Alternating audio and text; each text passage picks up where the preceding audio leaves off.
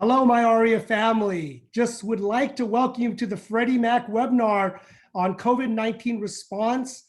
I know there's so much great information that we will be covering today. I'm really excited with the long-term relationship, but I wouldn't even call it a relationship. I call it a family member relationship with the Freddie Mac family, with Carmen Mikado, Anthony Hutchinson, and obviously our own Monica. So, I'm really excited with what we're going to go cover today, and just want to let you know we are working together very strong with Freddie Mac and a lot of our partners to cover about a lot of good virtual information, mostly with education, best practices, and having a lot of fun, right? We need to have fun during this time too. So, it is very exciting to hear all the good things that are going to happen.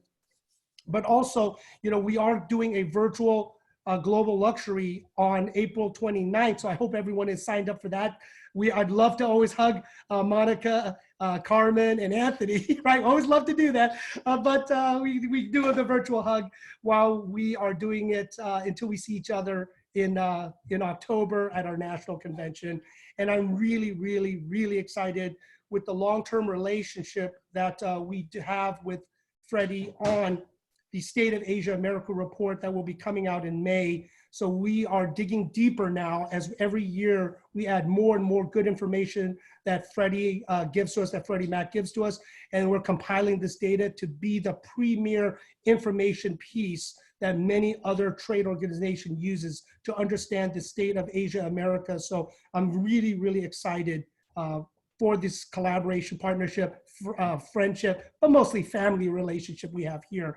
And I am very proud to introduce our keynote main speaker, who, I know so many of us already know, but I will read his bio anyway for those that do not. Oh, no.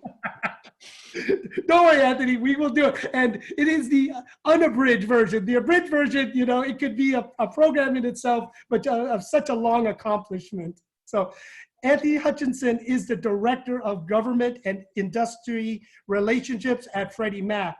Mr. Hutchinson brings more than 25 years of experience and wealth of knowledge about the inner workings of Congress and the executive branch, as well as the deep understanding of the housing industry to his current position. Mr. Hutchinson has helped shape public policies critical to the housing industry, including the Dodd-Frank Financial Reform Law and the subsequent qualified mortgage, QM, and the qualified residential mortgage, QRM rulings, which ensure that the homeowners remain affordable and accessible for all qualified home buyers. Prior to joining Freddie Mac, Mr. Hutchinson represented the views of more than 1.3 million realtors as the senior policy representative for the financial services for the National Association of Realtors, the largest professional trade organization. So very, very exciting. But Mr. Hutchinson has a bachelor's degree in science from geography from Pennsylvania State University and his master of business administration from the University of Maryland College. So Anthony, thank you so much. I'm looking forward to learning all this good stuff that we see. So take it away. All right. Well, thank you guys for having me. I greatly appreciate it. It would be great to see all of you. I mean, as you know, I like to come out and hang out with my ARIA family, and it's been a little tough not being able to see folks. So, but I am happy to be able to be here and share with you some of the things that we are doing as this pandemic continues to impact our nation and our business. Unfortunately, I will say this, we're not going to be able to take Q&A as we go. But what we do want you to do is, if you have questions about anything that I mentioned, please put it in the chat. We're going to take that back to our shop, and we'll answer the questions as best we can. I'm also going to talk about a resource that we have that you can go to anytime during the day that should have the answers to a lot of the questions that you might have. If your question is there, then that's great. If your question is not there, then you need to let Carmen and myself know so that we can, with the next iteration of any of the facts that we put out or any clarifications, we address your question. That's the way we've been proceeding since we've gotten into this situation, and that's the way we're going to continue to proceed. As many of you guys have heard me say in the past, one of the things that's really important to us and that really helps us do our job better is for you to share with us what you're seeing on the ground. That is more important today than it has ever been. We need to know what your clients are dealing with. We need to know what you're dealing with in terms of business. And we need to be able to know that we are addressing those things so that our industry can continue to move forward. Now, if we don't get that information from you, we're not going to be able to make the changes that we need in order to facilitate good business going forward. What we have here in this presentation, we think, to the point, are some good things that we have done to help facilitate business. We've heard from a number of people. We've also heard from the CARES Act, and we try to align ourselves accordingly. And with that, we'll get started. We can move to the next slide. The biggest thing that we want to do is make sure that we are working to protect your business, protect our business, overall protect the housing industry. That is the way that we're going to be proceeding over the next, Lord only knows how long, as it takes for this pandemic to abate. Right now, we know that places are considering reopening, but what you really have across the country is a hodgepodge of rules that are allowing some people to do business and some people not to do business. We don't have the luxury to be able to have rules that just fit different areas. So we're trying to promulgate, along with our sister, Fannie Mae, via our regulator, FHFA, rules that we think make sense for everyone who's out there. We're doing our best to accommodate everybody. We also know that there are a lot of people who are absolutely impacted by this pandemic, either directly or indirectly. And some of the rules that we're promulgating, we're trying to ensure that we take into account both populaces of people, so we can get out to them the best response that we possibly can, be it if they're a renter or if they're a home buyer. Next slide, please. So what have we done to this point? And it's really, we've done a whole lot of stuff, but when it comes down to what's going on for the consumer, the people that you work with on a regular basis, or even yourselves, there are really three different buckets that we're working on. One, no more foreclosures for folks. Everybody knows that there is forbearance available to anyone who needs it. One of the things that we are trying to stress is that forbearance is for folks who need it. There are a lot of consequences to taking forbearance. We aren't going to go into those here. Those are things that you need to discuss with your servicer. But it's imperative that on the folks who need this take advantage of the different services that we provide. So no foreclosures. The other thing is, if you're renting property, we're telling folks no evictions. During this time, we do not want people to not be housed. If we have to shelter in place, the operative word in there is shelter.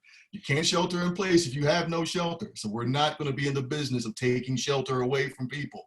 We want folks to be able to have a place to stay, a roof over their heads, so they can take care of themselves physically, take care of their families physically.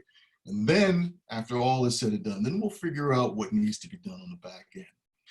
We're using a lot of the same services that we use during any of the natural disasters that go out there. A lot of the rules that we're going to be touching on have already been in place, but we're using this opportunity to kind of remind people, our servicers and you, our real estate professional brothers and sisters out there, so that you can pass it on to the consumers, some of the rules that we have out there. So we're treating this, we know it's a little bit bigger because it's touching everybody and not certain areas. So it's bigger than a natural disaster, but it has some of the same touch and feel. So we're using some of the rules that we currently have in place. And at the end of the day, all of this leads to the fact that people will get relief through different options that we offer. One of the things are modifications. Some people will take forbearances. There are numerous opportunities out there for people to change with their circumstances. Again, I think one of the biggest things that folks need to do is they need to speak with their servicer about these different options. But like Jim said at the beginning, we want you to know what we're doing so that you can have a better idea of what your clients, and maybe even yourselves, if in case you need it, are going to hear from the servicers out there. Next slide, please. So who gets to take advantage of all this? It's kind of funny. It seems like everybody seems to get that gets the ability to take advantage of it. So if you're directly impacted, if you're not directly impacted, but again, the big thing is, if you need help, take the help. Just as an aside, if you don't mind, I'll share. There are discussions out there amongst different groups about how they can manage these folks coming in, because there's a fear that there'll be people who come in who try to take advantage of forbearance who don't need it. Well, part of the reason forbearance was not, there were no real parameters placed into who could have forbearance, is because we want people who need it to get it. We don't want people to have to wait. So we're trying to make sure that everybody who has to have it, who requires it, is able to get out there, and they can take advantage of it relatively quickly without having to jump through a bunch of hoops. So as our regulator has said, we're hoping that people will be on the honor system, will look at their situation and say, hey, you know what? I do need help, let me get it. Or I don't need help, let me stay out of the way and figure out how I can do what I need to do. Or maybe there's something else that I want to do. And all those options are still available out there. Nothing has been taken off the table for you. You can still go out there and refi if you want. You can still get a modification if you need. And if forbearance is the thing that you want, you can do this. And just so you know, it's for, not just for everybody. I said it's thrown out there and it's for everybody. So everybody can take advantage of it, and it doesn't matter what property type. So as you can see on our slide here, we've got, it can be an owner-occupied property. It can be your second home. It can be an investment property. Anything where you need forbearance, that is available. Next slide, please. So one of the things that Freddie Mac is actually putting out there for the folks to take advantage of, and just to say, all of this aligns with the CARES Act, the Coronavirus Aid, Relief, and Economic Stabilities Act. Everything that we talk about is aligned specifically with that. So none of this stuff that I'm going to mention is outside the bounds of the law. In the beginning, I will say this, when we got out, when things started happening before the law was out there, there was probably a few areas where there were some gaps. Over the better part of the last 3.5 weeks, we've done a very good job of making sure that we are right on top of the legislation, that we align perfectly. And you'll find out that our sister Fannie Mae is doing the exact same thing. And we're doing that for a reason. We don't want there to be any gaps in the marketplace. And we want people to know exactly what they can get. We want the same information coming out from all angles on this. We know that there may be some folks out there that are outside of the GSEs that may not necessarily understand what is going on, but that's why we're doing this type of presentation. We want you to have the information.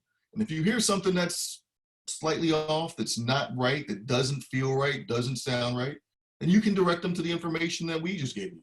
You can also direct them to the resources that we're going to share with you. And then you can also send them to us so that we can explain it to them. At the end of the day, this whole thing works if we're all on the same page. And that's where we want to be. So everybody knows that you can get forbearance. Well, forbearance can last up to a year.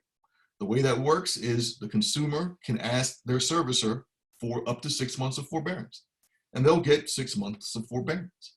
After that, if they still need further forbearance, they can ask for another 6 months of forbearance. So they can get some level of payment relief on their housing up to 1 year from the time that they ask for that forbearance. There will be no late fees or penalties associated with that. We've made sure of that. Now, there will be some offers from the servicers to help you mitigate losses related to that.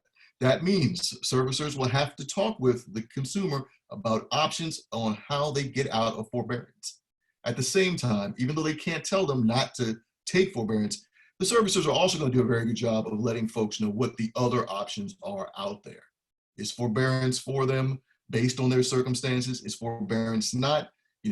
Like I said, should a refi be handled? Should a modification be thought of? And let them know on what will happen on the back end of that forbearance.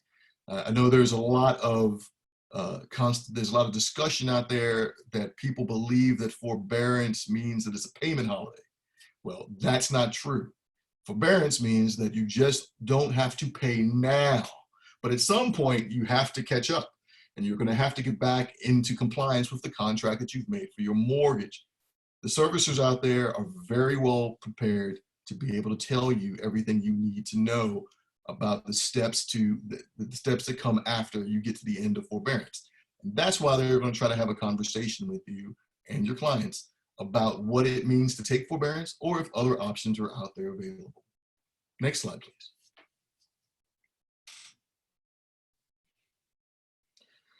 So again, contacting your mortgage servicer, this will be a theme that you hear throughout this presentation. Right now, those folks are the most valuable people that you can speak to, especially if your clients are having hardship.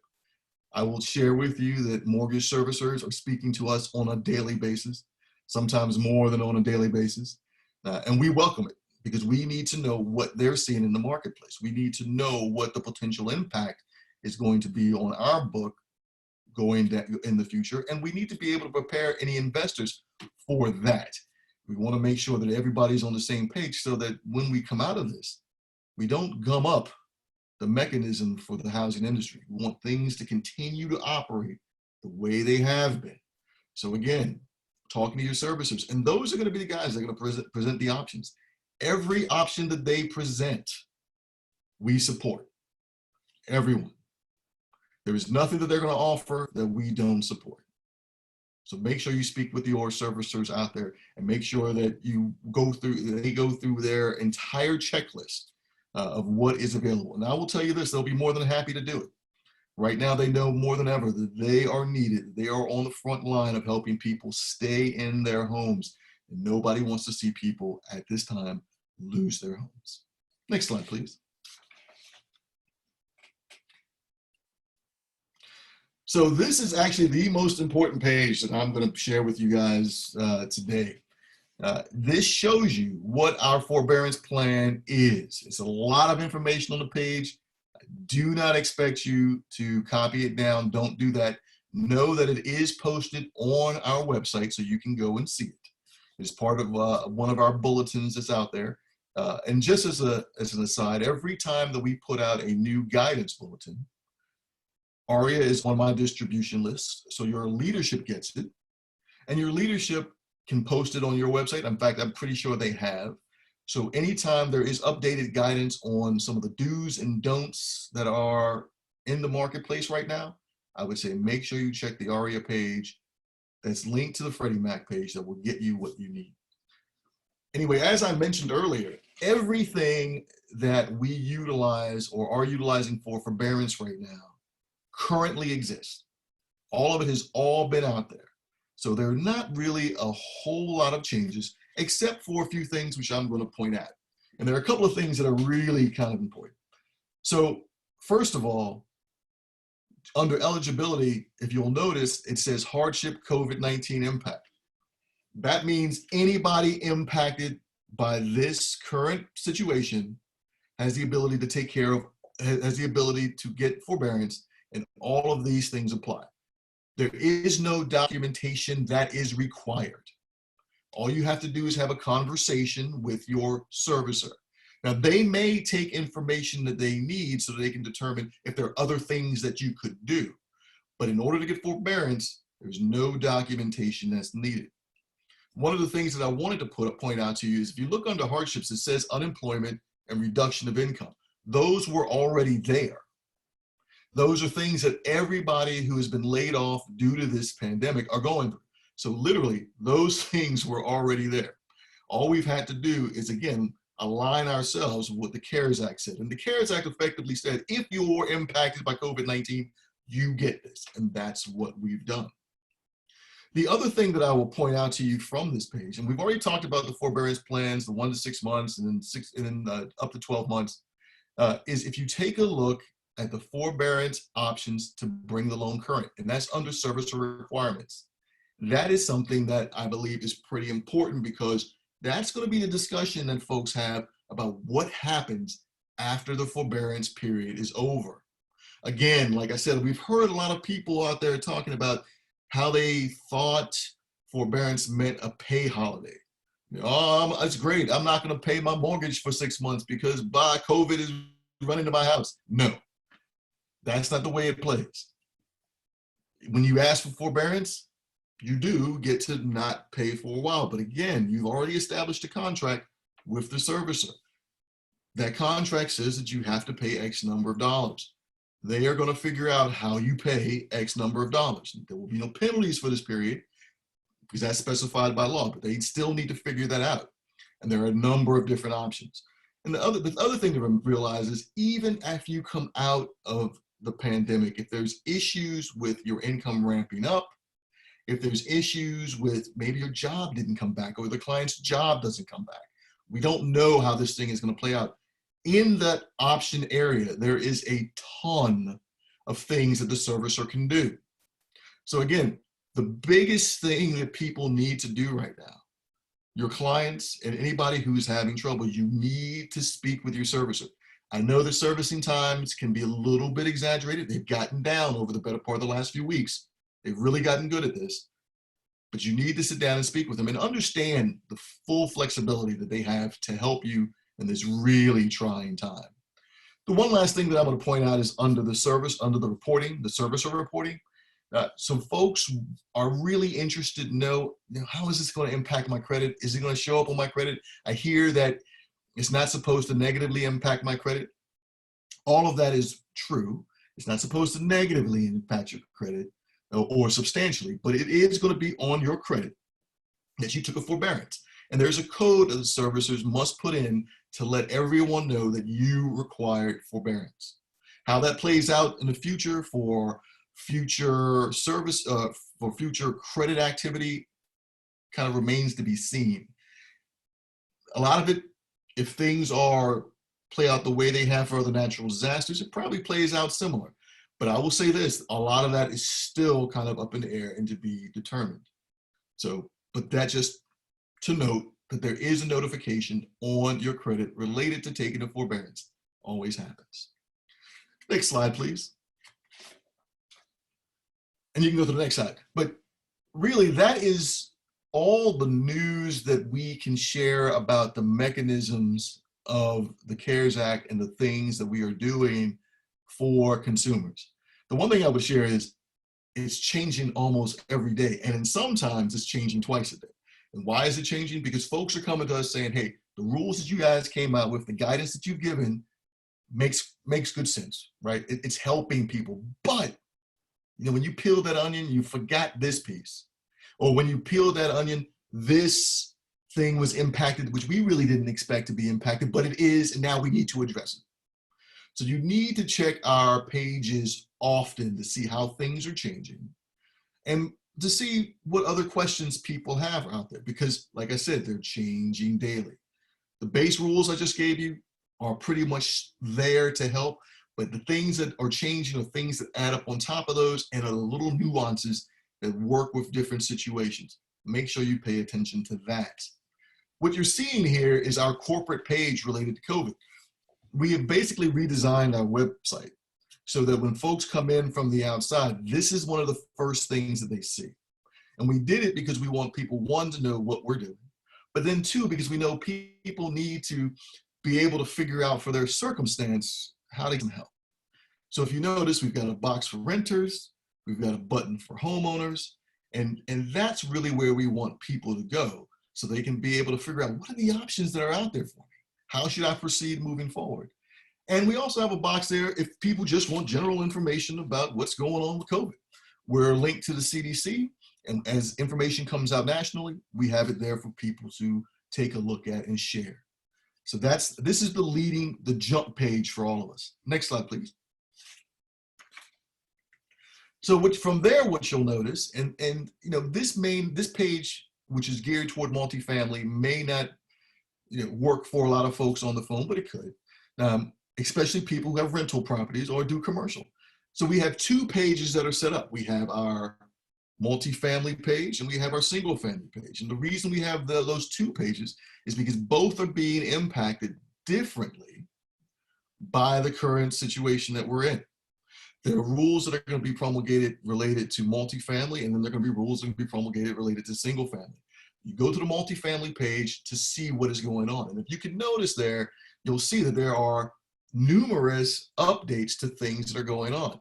Press releases, clarifications, updates, all of this just for multifamily. If you have rental property, if you have commercial clients, they want to understand what do I get? What are the rules of the road for me? How do I handle tenants? Is there something I need to tell them? What is in it for me, or how do I handle my situation if I got one building where I'm going to need forbearance and another building when I'm not? This is where they go. This is for multifamily, and this is where they go. The other thing is, you'll notice on both of these pages is there's an ability to subscribe. And the reason you want to subscribe is so you don't have to go there every day. So anytime that it is posted, that something changes, boom, right at you. You try to make it as easy as possible. Just don't send us to your trash file or your junk mail file, because this stuff isn't junk. Maybe after COVID goes away, it's junk. Right now, it's not junk. Next slide, please.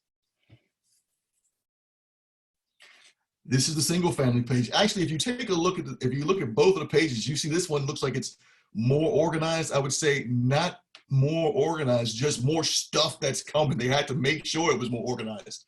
There are changes to single family guidance almost daily. Like I said, this is where everybody's concentrated for their business, mostly. And this is where most of the change is happening. Folks are coming up with issues. Folks are saying that they need more clarification. There are things that may be opaque, that they weren't able to navigate. This is where you find it. The things that are here that I know that realtors might find interesting, some of the changes we've made towards appraisals, some of the changes that we've made towards income flexibility, just some of the things that we're dealing with when it comes to how you're able to actually interact with some of the clients so that you can close a mortgage, whether or not you can do a remote signing, things like that. All of those things, issues which to this point have really been on the periphery of our business. Some people taking advantage of technological adoption, other people not. Some people wanting to be involved in appraisals, other people not. Some people wanting to understand flexibilities when it comes to guidance, and other people not. It seems like some people not have gone away, and everybody has to kind of get themselves into this. Well, this page for our folks focused on single family is where you want to go, because it tells you everything that is going to impact the way you're able to manufacture the mortgage or the loan for the house that you want to sell, as well as what the consumer is going to go through in order to be able to close. Great place to go and take a look. Next slide, please. And then we just have a client resource page, and everything that you see from now on is just going to basically be resources for you to use. Client resources page is for anybody on the phone who's a loan officer. If you work for a seller servicer, this is where you want to go to see any of the updates that we have. It'll give you a little more specificity on some of the guidance that we're giving out there, but it's also going to give you some more commentary on some of the technological updates that go along with it, so you can manufacture the mortgage. For my real estate friends out there, it's a good place to go just to kind of, see what are the loan officers, what are the business people talking about? Understand where they're thinking so that you can understand some of the problems that they're having, so you can better understand how to navigate the market, or how to tell your clients how to navigate the market at this point. Next slide, please. And as we go through the remaining slides, there are literally going to be web pages related to the resources that you guys can use. This page, which is a reference page for a number of different things that we have out there, I'm going to point out the ones that I think are the most important. The loan lookup tool on this page is one of the absolutely most important products that you can push towards your consumers.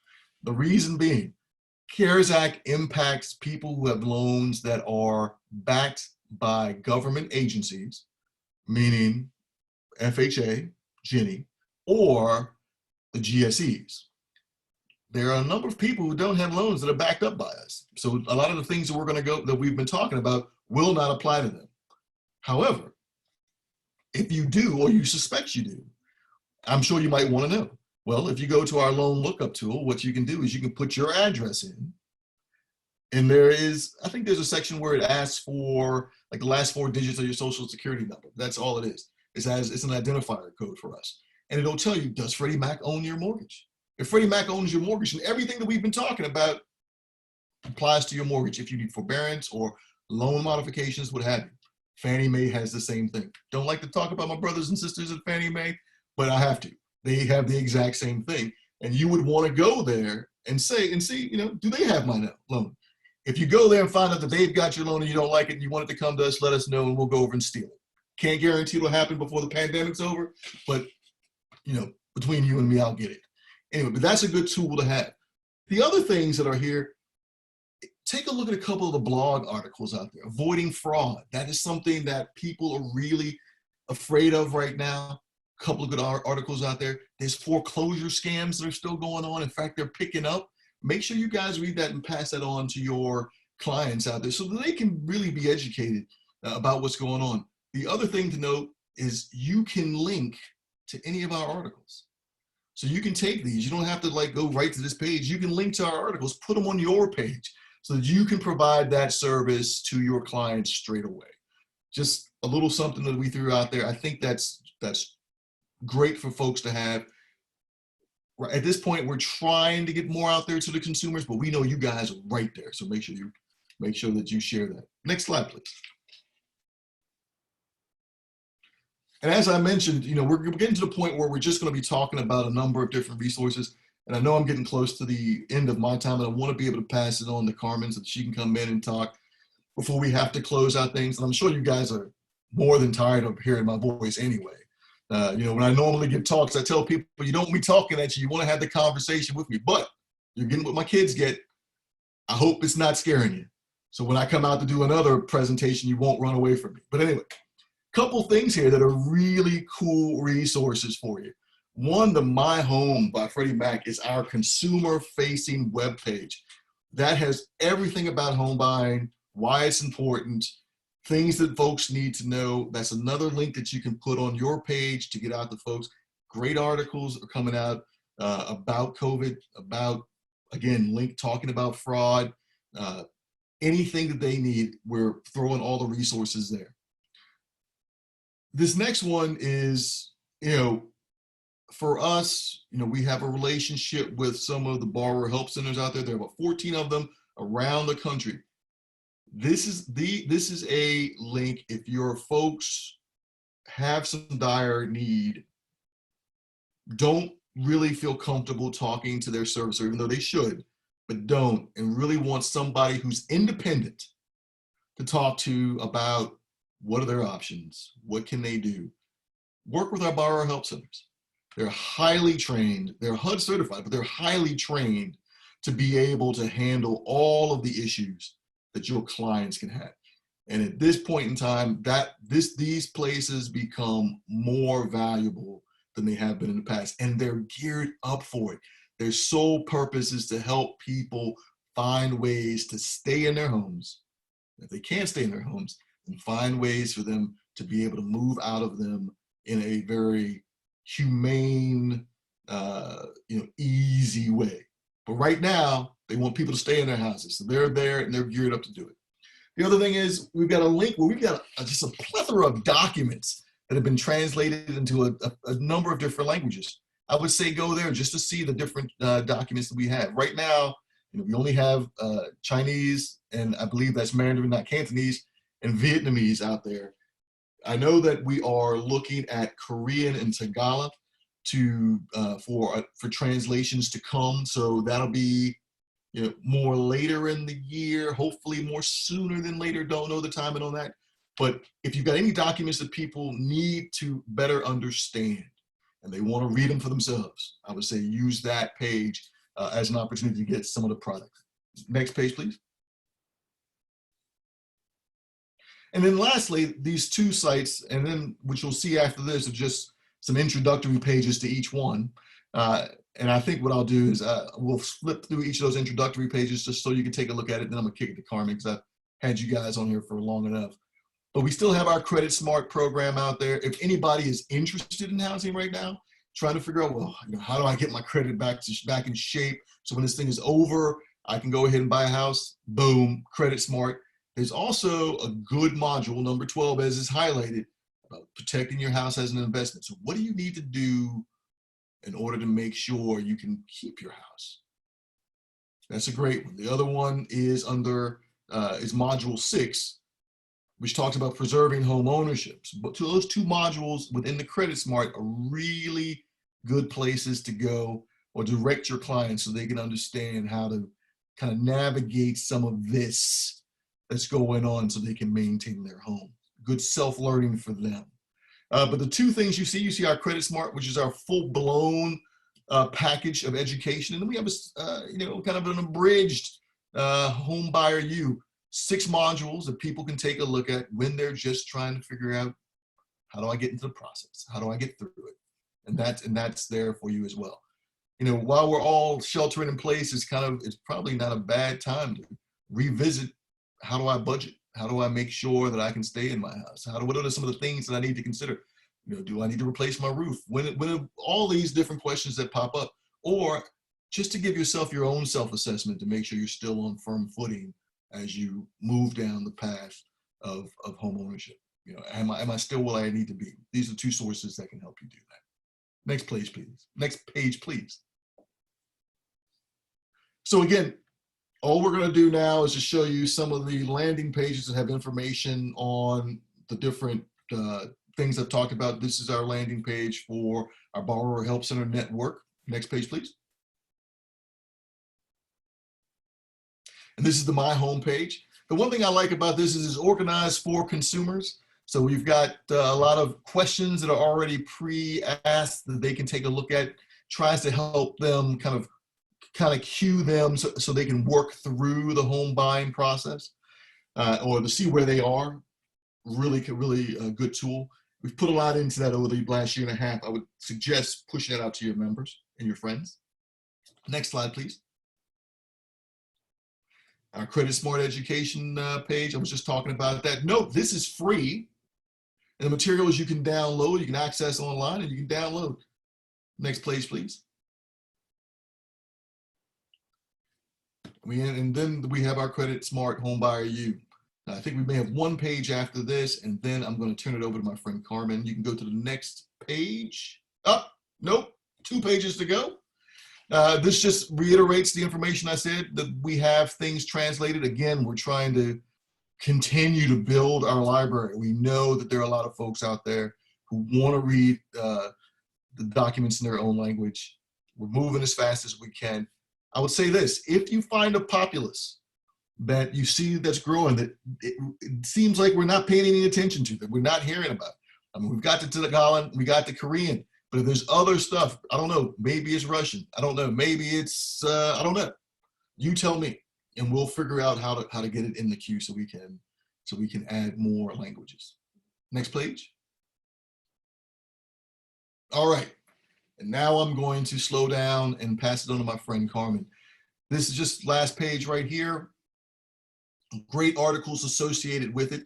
If you go into any of the resource pages, this is under News and Insights. You go in here, it keeps you up to date on any blogs that we're putting out and any news related to the industry.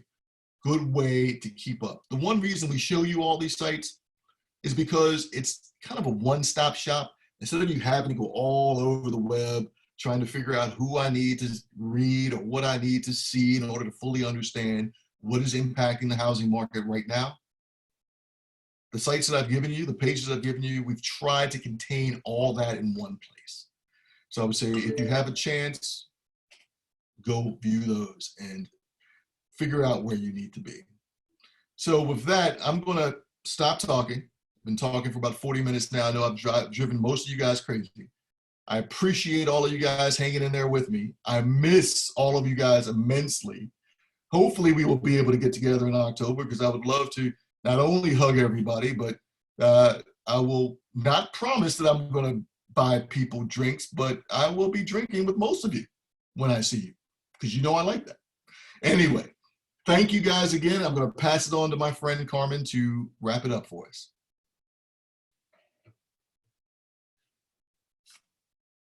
Thank you, Tony. So I was just unmuting myself. And hi, Aria. I also, too, like Tony, miss all of you. So I just want to summarize First and foremost, really thanking you for participating. I know we have a lot on our plate. As real estate professionals, as Tony said, you are really at the center of the solutions, not only for the buyers that are still trying to navigate this process right now and figure out, what do they need to do, what's different in the loan options or maybe options that they have available to purchase the home. But we also know, we've heard directly from many of you saying that you are receiving phone calls from your past customers and clients as a trusted advisor, looking for information on what they can do to help prepare to make sure that they can preserve their home. And Tony, just kind of summarizing a couple of the things that he highlighted, I want to, leave you with. Number one, there is a forbearance options, and there's many other options for your consumers that are homeowners today. Understanding their options, educating themselves about the process, even the terminology is really important. So, Tony shared with you a lot of our insights and a lot of our, web pages and Credit Smart and Home Buyer U and all of that.